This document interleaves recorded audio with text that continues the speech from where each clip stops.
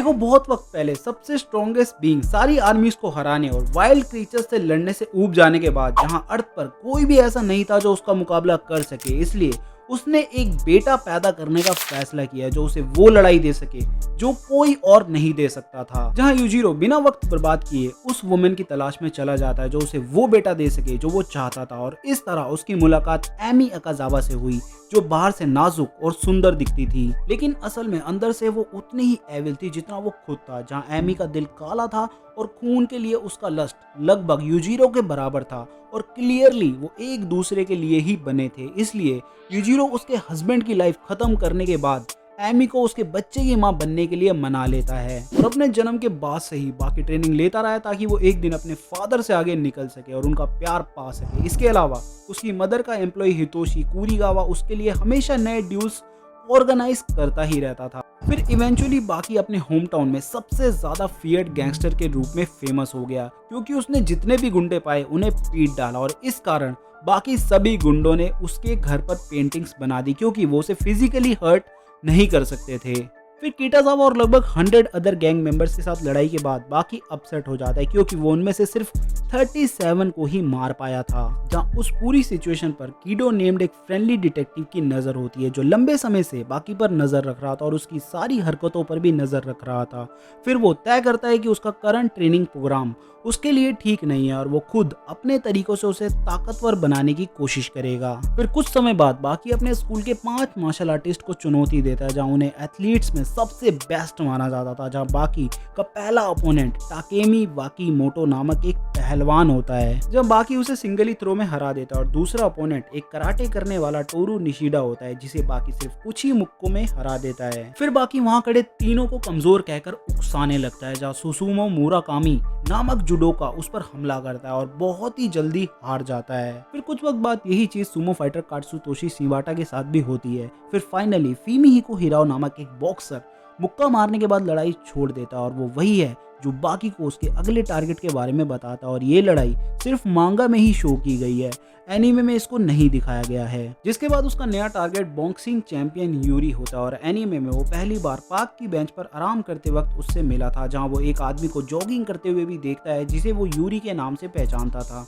और मांगा में उसे फुमिहिको हिराओ से उसके बारे में पता चला था। फिर बाकी एक जिम में जाता है जहां वो यूरी को सेंसर डिनोई से लड़ते हुए देखता है, और ये लड़ाई एक तरफा थी और यूरी आसानी से डिनोई को हरा देता है। फिर बाकी यूरी को मैच के लिए चैलेंज करता है, और जिगिल कोड कभी भी लड़ाई से पीछे नहीं हटा, इसलिए वो एज डिफरेंस होने के बावजूद बाकी से लड़ने के लिए तैयार हो जाता है। फिर बाकी लड़ाई करता है लेकिन यूरी से आसानी से हार जाता है, और अगले दिन बाकी शहर छोड़कर एक रिमोट लोकेशन पर चला जाता है ताकि वो ट्रेनिंग ले सके और भी ज्यादा मजबूत हो सके। क्योंकि यूरी के साथ अपनी लड़ाई के बाद बाकी मजबूत होना चाहता था, इसलिए उसने उस पहाड़ पर जाने का फैसला किया जहां वो अपने फादर के साथ ट्रेनिंग लेता था। इसलिए जाने से एक रात पहले वो घर लौटता और वहां वो पुलिस चीफ को इंतजार करते हुए पाता है। फिर उसकी माँ जल्दी वहां पहुंचती है और उसे बताती है कि उसे उसके ऊपर गर्व है और वो उसकी हर पॉसिबल मदद करेगी। फिर उस रात वो अपनी जरूरत की चीजें पैक करता है, लेकिन वो जानता था कि ये एक अच्छी बात है क्योंकि इससे उसे और मजबूत होने में मदद मिलेगी। फिर वो माउंटेन्स में जाता है जहां उसकी मुलाकात उसके फादर के एक पुराने दोस्त से होती है जिसका नाम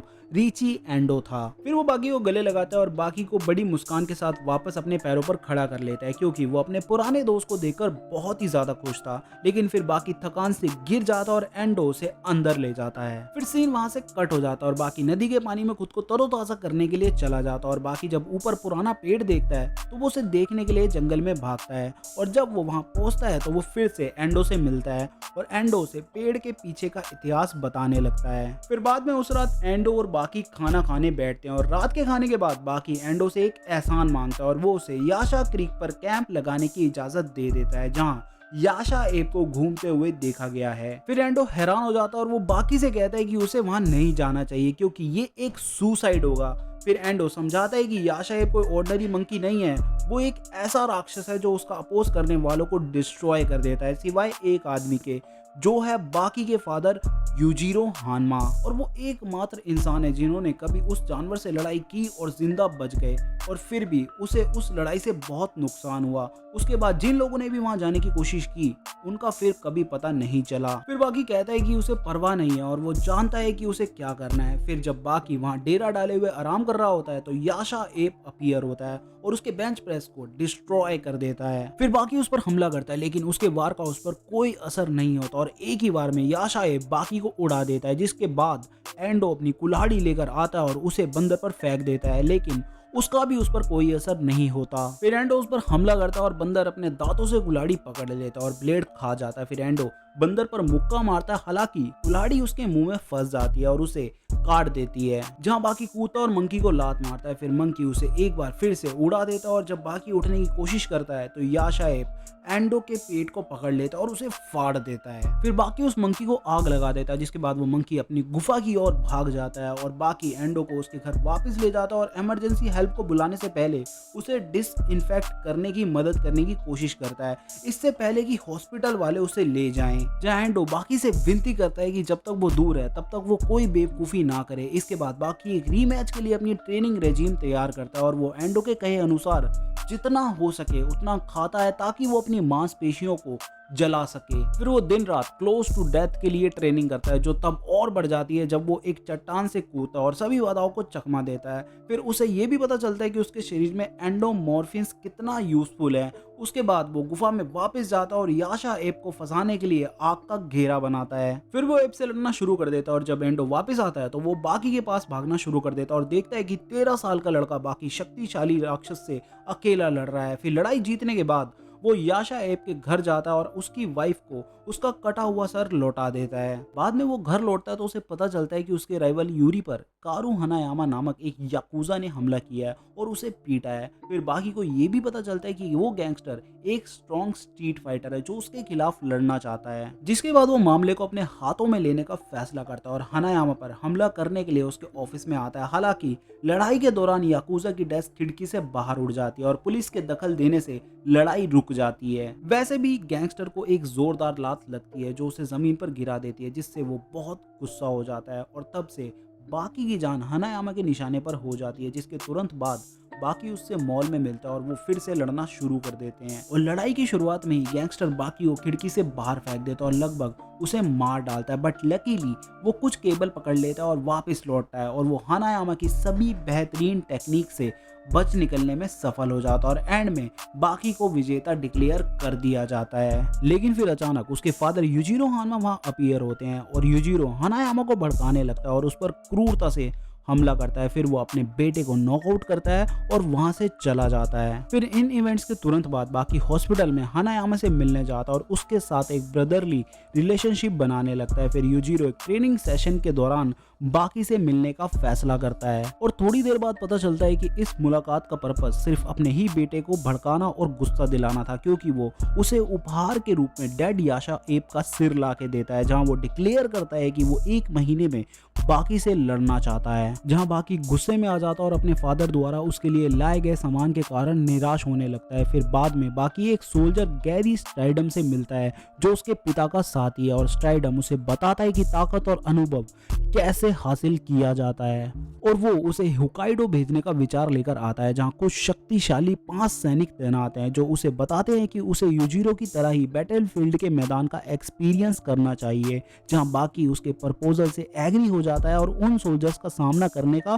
फैसला करता है। फिर स्ट्राइडम के साथ मिलकर वो होकाइडो के लिए उड़ान भरता है और फिर पैराशूट की मदद से उस जगह पर उतरता है जहां वो स्ट्रॉन्ग सोल्जर्स थे और उतरने के कुछ ही मोमेंट बाद उन पर हमला होता है और उन्हें एक पेड़ से बांध दिया जाता है। फिर 5 सोल्जर्स उससे कहते हैं कि क्योंकि वो पहले ही उनके चेहरे देख चुका है इसलिए उसे मार ही देना चाहिए, जिसके बाद वो उसके शरीर को फूड के जैसे इस्तेमाल करने का फैसला करते हैं। फिर सोल्जर्स उसे कुछ दिनों के लिए बांधकर छोड़ने का सोचते हैं जिससे उसका सारा वेस्ट निकल जाए और उसके शरीर का सारा स्वाद बेहतर हो जाए। हालांकि रात में वो खुद को फ्री करने में कामयाब हो जाता है और उनमें से हर किसी के साथ लड़ाई शुरू कर देता है। सबसे पहले वो सनाडा से लड़ता है, वो एक ऐसा सोल्जर जिसकी खासियत चाकू चलाना और अपोनेंट के वाइटल पॉइंट्स पर निशाना लगाना है। हालांकि थोड़ी सी लड़ाई के बाद बाकी उसे हरा देता है। फिर जैसे ही बाकी सनाडा पर आखिरी हमला करता है उस पर अगला एनिमी पीछे से हमला कर देता है जो कुरेशी होता है, जो अनयूजुअल लचीलेपन और ग्रेट स्ट्रेंथ के साथ कॉम्बैट में एक्सपर्ट है। फिर लड़ाई के दौरान कुरैशी उसे पास की नदी में डुबाने का फैसला करता है। फिर बाकी सच में डूबने का नाटक करता है, लेकिन थोड़ी देर बाद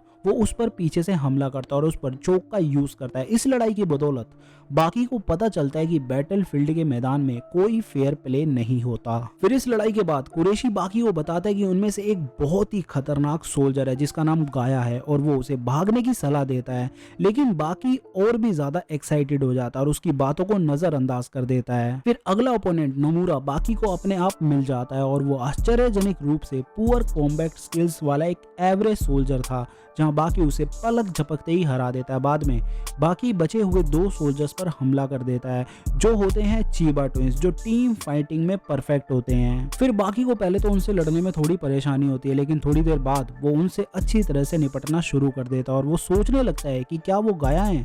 हालांकि जब चीबा ट्विंस हार जाते हैं तो असली गाया उसके सामने आता है। तभी नोमुरा को अजीब तरीके का पैनिक अटैक आता है और वो अजीब तरह से व्यवहार करने लगता है। थोड़ी देर बाद उसकी असली पर्सनैलिटी सामने आती है। फिर पता चलता है कि नोमुरा की पर्सनैलिटी अलग है और गाया उसकी सेकंड पर्सनैलिटी है। फिर बाकी उसके साथ लड़ाई शुरू कर देता है और शुरू से ही वो गाया को नहीं मार पाता, जो खुद को बैटलफील्ड का देवता मानता था। फिर थोड़ी देर बाद बाकी अपने एंडोर्फिन्स का यूज करना शुरू कर देता है, लेकिन ये अभी भी गाया के खिलाफ इनफ नहीं था, जो अपने प्रिंसिपल्स को भूलना शुरू कर देता है। फिर वो कहता है कि बाकी का शरीर उसका अपना दुश्मन है, क्योंकि उसने कई सालों तक ट्रेनिंग करके उसे टॉर्चर किया है। फिर आखिरकार बाकी उसे दिखाता है कि ये सच नहीं है और वो आखिरकार अपने हमलों से उस पर वार करना शुरू कर देता है। हालांकि आखिर में जब गाया एनवायरनमेंट के यूज के बेसिस पर अपनी स्पेशल टेक्निक का यूज करता है तो बाकी लगभग मर ही जाता है। फिर वो अपनी वाइन अर्थ टेक्निक का डेमोन्स्ट्रेशन करता है और पेड़ से लटके यंग फाइटर का दम घोटने की कोशिश करता है,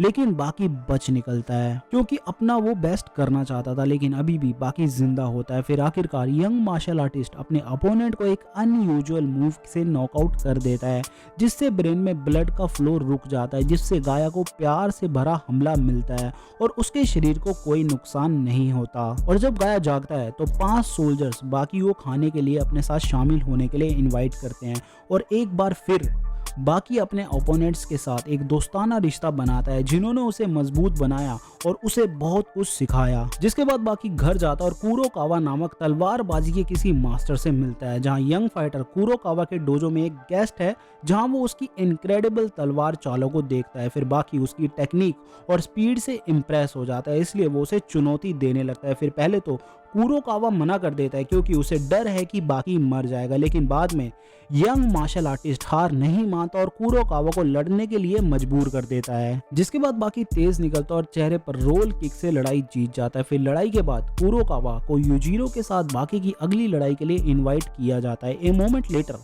young fighter Kobayashi Ryu Kempo के मास्टर चीनेन से मिलता है, जहां चीनेन का दावा है कि उसकी मार्शल आर्ट सबसे अच्छी है। जिसके बाद एक बार फिर बाकी उसी तरह से फाइट जीतता है। बाद में ये दिखाया जाता है कि बाकी लड़ाई की तैयारी कर रहा है और मार्शल आर्ट्स के कुछ और अननेम्ड मास्टर से लड़ रहा है। फिर यूजिरो के साथ ग्रेट बैटल से कुछ वक्त पहले बाकी अपनी मां से मिलता है, जिसके बाद एमी यूजिरो के खिलाफ एग्रेसिवली तरीके से लड़ना शुरू कर देती है, क्योंकि वो इस बात से हताश थी कि यूजिरो उससे प्यार नहीं करता, जिसकी वजह से वो हर चीज के लिए बाकी को दोषी ठहराना शुरू कर देती है, ये कहते हुए कि उसका बेटा बस एक वीकलिंग है। इसके बाद बाकी हनायामा से मिलता है, जो उसका मूड ठीक करता है। वह बाकी के घर में एक साथ वक्त बिताते हैं और एक दूसरे के साथ और भी मजबूत बॉन्ड फॉर्म करते हैं। फिर वो दोनों अपनी माताओं के बारे में बात करते हैं और एंड में हनायामा उसे उसकी लड़ाई के लिए गुड लक कहता है। फिर अगले दिन यूजिरो के साथ अपनी लड़ाई से पहले बाकी एक इंटेंस वार्म अप शुरू करता है। जब बाकी दोपहर में वार्म अप करना शुरू करता है, फिर कीटाजावा आता है और उसे ट्रेन करने के लिए सबसे अच्छे गुंडे लाता है। बाद में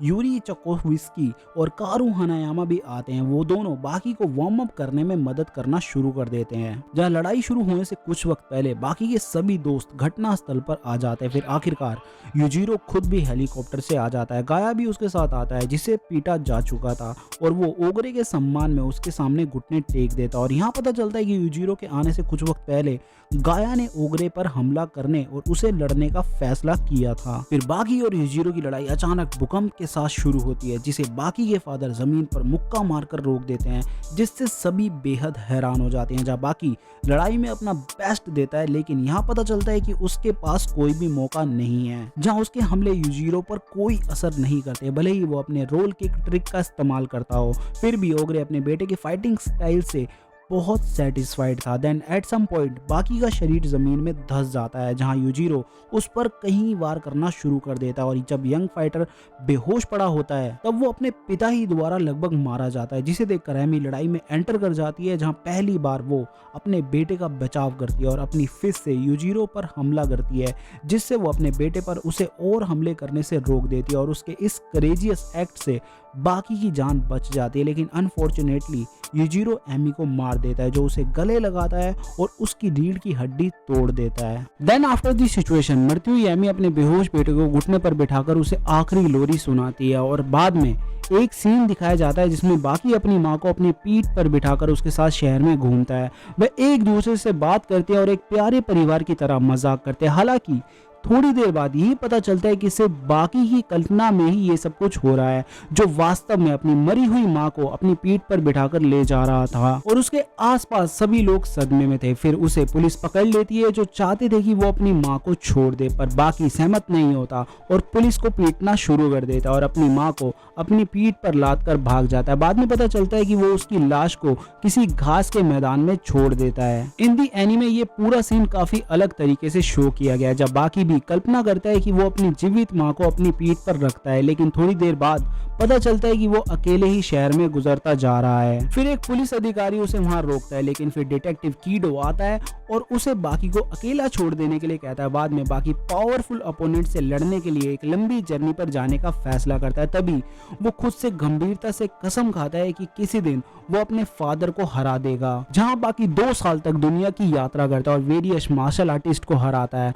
और अब वो 15 साल का हो चुका है। फिर बाकी आखिरकार ब्राजील आता है और डिक्सन से मिलता है। फिर यंग फाइटर लड़ने के इरादे से उससे मिलने जाता है, लेकिन पता चलता है कि Brazilian martial artist seriously injured है और करंटली व्हील चेयर पर है। फिर डिक्सन उसे टोक्यो डोम में अंडरग्राउंड एरिना के बारे में बताता है कि यहीं पर उसकी हार हुई थी और उसके जीवन में जो कुछ भी उसने अचीव किया था वो वहां पर हार गया था। फिर भी बाकी निराश नहीं होता और एरिना में जाने का फैसला करता है। फिर जल्दी बाकी टोक्यो डोम पहुंच जाता है और मित्सुनेरी टोकुगावा के घर जाता है, और वहां उसकी पहली बार कांजी इगारी से मुलाकात होती है। जहां इगारी टोकुगावा के घर से निकल ही रहा होता है कि तभी वहां बाकी आ जाता है।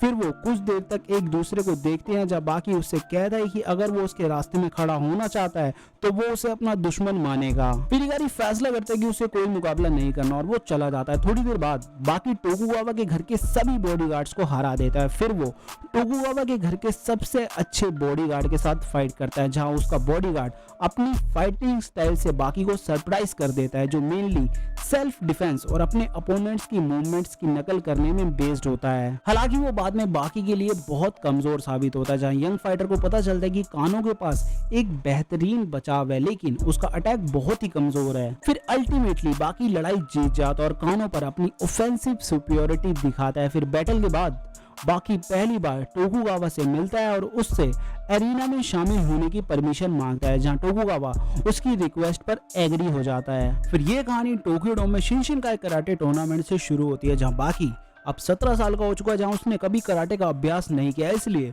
उसके पास एक सफेद बेल्ट है, लेकिन वह आसानी से फाइनल में पहुंच जाता है, जहां उसका अपोनेंट आतुशी सोएडो होता है। और फाइट की शुरुआत से पहले बाकी पहली बार शिनशिनकाई कराटे ग्रैंड मास्टर डोपो रोची से मिलता है। फिर आखिरकार लड़ाई शुरू होती है और सोएडो अपने महान कौशल के बावजूद बाकी को हराने का कोई मौका नहीं पाता। एट सम पॉइंट बाकी उसे बताता है कि उसे हराने का एक लौता मौका है, जो है उसके चेहरे पर मारना, जो रूल्स के अगेंस्ट है। फिर गुस्से में सोएडो एग्री हो जाता है और अपनी पूरी ताकत से उसके चेहरे पर वार करता है, जिससे उसका हार्ट डिस्ट्रॉय हो जाता है। फिर बाकी जल्दी से अपने ओपोनेंट को हरा देता है और टूर्नामेंट को जीत जाता है। और लड़ाई के बाद डोपो बाकी को बताता है कि वो उसके बारे में सच्चाई जानता है और उसे एहसास होता है कि इस तरह की ताकत इस तरह के टूर्नामेंट से हासिल नहीं होती है। बाद में बाकी की मुलाकात कियोसुमी काटो से होती है, जिसने उसकी फाइट देखी थी, जिसके बाद वो उसे बैटल के लिए उकसाने लगता है। इवेंचुअली इजुमोटो एक पुराना जुजुत्सु मास्टर उन्हें इंटरप्ट कर देता है, जो फाइनल्स के बाद बाकी से मिलना चाहता था। फिर वो अपने पुराने कुत्ते मुसाशी के साथ उस घर में वापस जाता है जहां वो रहता था। फिर वो मात्सुमोटो से एक घर किराए पर लेता है जो कोजोई नाम की अपनी बेटी के साथ बगल में रहती थी। फिर पता चलता है कि बाकी शायद ही कभी स्कूल आता है, इसलिए कोजू उसे थोड़ा बदलने के लिए कहती है। तभी वो उसे पहली बार बताता है कि उसका गोल दुनिया का सबसे स्ट्रॉन्गेस्ट मैन बनना है। फिर स्कूल में बाकी को टाकायामा पकड़ लेता है जो स्कूल का एक बॉक्सिंग स्टार है, और वो बाकी को उससे लड़ने के लिए कहने लगता है, जहाँ आखिरकार बाकी मान जाता है। लेकिन एंड में टाकायामा के पास उसके खिलाफ लड़ने का कोई मौका नहीं बचता। जिसके बाद बाकी टोक्यो डोम के अंडरग्राउंड एरिना में जाता है जहां वो हर महीने लड़ता है, और इस बार उसका अपोनेंट कोशो शिनोगी होता है जिसे कोड कटर के नाम से भी जाना जाता है। फिर एक लड़ाई के दौरान वो बाकी के हाथ की नस को काटने में सफल हो जाता है, जहां कोशो अपनी स्टील फिंगर्स का यूज करके उसकी दाहिनी आंख की नस को भी काट देता है। लेकिन बाकी उसे दिखाता है कि उसके खिलाफ जीतने के लिए सब कुछ काफी नहीं है, और जब कोशो अलग अलग हमलों के साथ बाकी पर हमला करता है और उसकी बाईं आंख की नस को काटने की कोशिश करता है, तो यंग चैंपियन उसका हाथ पकड़ लेता है और उसे अपनी सबमिशन टेक्निक का यूज करके जमीन पर गिरा देता है। फिर हताश कोशो कहता है कि वो हार नहीं मानेगा और वो चाहता है कि वो उसका हाथ तोड़ दे, जिससे बाकी गुस्सा हो जाता है और उसका हाथ तोड़ने के बजाय इस पोजीशन से उसके सिर पर एक पावरफुल ब्लो करके उसे बेहोश कर देता है। फिर लड़ाई के बाद वे एक दूसरे से मिलते हैं और बाकी उसे बताता है कि भले ही उसने अपना हाथ तोड़ दिया हो, पर कोशो फिर भी पैरों का यूज करके उससे लड़ सकता है। फिर एरिना से बाहर निकलने के बाद बाकी की मुलाकात स्ट्राइडम से होती है जो उसे बताता है कि उसने उसकी लड़ाई देखी है और बाकी के पास अभी भी यूजिरो के खिलाफ जीतने का कोई भी मौका नहीं है। फिर कुछ टाइम बाद तोकुगावा बाकी के लिए नया अपोनेंट चुनता है और ये अपोनेंट हनाडा होने वाला था, जहां इस बीच बाकी इजू मोटोबे से मिलता है और उसकी निगरानी में ट्रेनिंग करता है। फिर फाइट से एक दिन पहले बाकी और मोटोबे के घर में हनाडा को पीता हुआ पाते हैं, जहां पता चलता है कि टोकुगावा ने हनाडा को कुछ टेस्ट देने का फैसला किया जो हनाडा पास नहीं कर पाया। फिर आखिरकार लड़ाई के दिन बाकी को पता चलता है कि उसका अपोनेंट माउंट टोबा है, एक जायंट प्रो रेसलर। जहां उनकी लड़ाई के शुरुआत में टोबा को काफी फायदा होता है, लेकिन आखिर में बाकी उसके लिम्स पर हमला करने का फैसला करता है, जिसके बाद टोपो अपनी बेस्ट बॉडी ड्रॉप टेक्निक का यूज करता है। लेकिन ये भी बाकी को बॉदर करने के लिए काफी नहीं होता। जहां जायंट रेसलर अपने जॉइंट्स में प्रॉब्लम्स होने के कारण टेक्निक का फिर से यूज करने का फैसला करता है, लेकिन तभी बाकी उसकी फोर्स की पावर उसी के खिलाफ यूज करता है और उसके घुटने का जॉइंट तोड़ देता है और फाइट जीत लेता है। फिर लड़ाई के बाद यूजिरो एरिना में एंटर करता है, जहां पता चलता है कि उसने पूरा मैच देखा है और अपने फादर को देखकर बाकी पागल हो जाता है और उस पर हमला कर देता है। लेकिन एक बार फिर यूजिरो उसको आराम से नॉकआउट कर देता है। फिर अचानक डोपो एंटर करता है और टोकुगावा उन दोनों के बीच फाइट ऑर्गेनाइज करने को कहता है, जिसके बाद बाकी डोपो से मिलता है और उससे लड़ना छोड़ देने के लिए कहता है, जहां वो कहता है कि इस लड़ाई में डोपो मर जाएगा। फिर तब कराटे ग्रैंड मास्टर फैसला करता है कि वो बाकी को शिनशिनकाई के स्पेशल डे पर इनवाइट करेगा, जहां अलग अलग कराटे फाइटर्स उसे लड़ाई में हराने का हक रखते हैं। जहां बाकी डोपो के स्किल से इम्प्रेस्ड होता है, लेकिन फिर भी यूजिरो के खिलाफ उसके जीतने की संभावना पर डाउट करता है। देन एट वन पॉइंट वो डोपो पर खुद हमला करने का फैसला करता है, लेकिन थोड़ी ही देर में डोपो उसको पूरी तरह से वॉल के अगेंस्ट पुश कर देता है। फिर उनकी छोटी लड़ाई के बाद बाकी डोपो के चांस के बारे में अपना माइंड चेंज कर लेता है और कुछ वक्त बाद बाकी फिर से टाकायामा से मिलता है, लेकिन इस बार वो एक पूरी तरह से अलग सिचुएशन में है और वो देखता है कि टाकायामा को कुछ ठग जिन्हें ओगिनो लीड कर रहा है उस पर हमला कर रहे हैं, जिसे देखकर बाकी डिसाइड करता है कि वो उनसे लड़ेगा और टाकायामा को बचाएगा जो पहले ही पिट चुका है। और आखिरकार बाकी उन ठगों को डराकर भगा देता है, जिसके बाद डोपो और यूजिरो की फाइट से कुछ वक्त पहले टोकुगावा बाकी को बताता है कि उसने उसके लिए एक अपोनेंट ढूंढ लिया है जो होगा कोरेहा शिनोगी, कोशो का भाई जो एक डॉक्टर है जिसके पास इनक्रेडिबल फाइटिंग स्किल्स हैं, और टोकुगावा चाहता है कि उनकी लड़ाई डोपो और यूजिरो की फाइट के दौरान हो। फिर फाइनली फाइट का दिन आ जाता है और बाकी अपकमिंग इवेंट्स को लेकर बहुत ज्यादा कंसर्न्ड होता है और लॉकर रूम में उसका फोकस अपनी फाइट के प्रिपरेशंस पर बिल्कुल नहीं होता। इसलिए अंडरग्राउंड एरिना में उसका अटेंडेंट मात्सुओ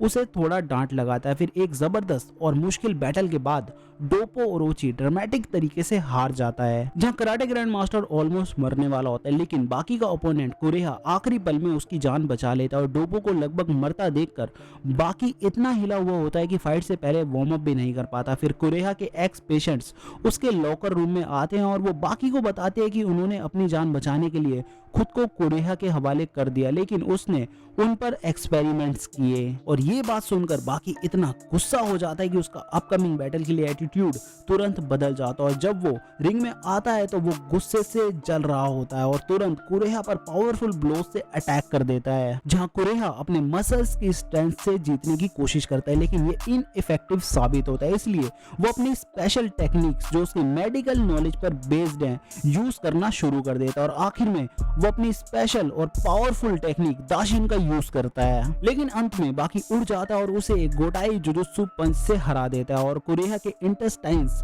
रप्चर हो जाते हैं। फिर फाइट के बाद कुरेहा को बहुत ज्यादा तकलीफ होती है और एरिना का डॉक्टर कहता है कि उसे बचाने के लिए कुरेहा के जैसा ही ब्लड टाइप चाहिए होगा। तब यासुको, जो कुरेहा की एक फॉर्मर पेशेंट थी, अचानक से बोलती है और अपनी मदद ऑफर करती है। और सागा के एंड में हम देखते हैं कि बाकी फिर से मेडिटेट करने के लिए माउंटेन्स में चला जाता है। और अब इस वीडियो को यहीं खत्म करते हैं। ये बाकी की लाइफ का पहला पार्ट था जिसमें हमने बाकी दी ग्रैपलर सीजन 1 को कवर किया है, और बाकी की लाइफ के सेकंड पार्ट को देखने के लिए चैनल पर बने रहे। And well friends, thanks for watching the video. If you like it, don't forget to subscribe. I hope you have a nice day and night. See you soon.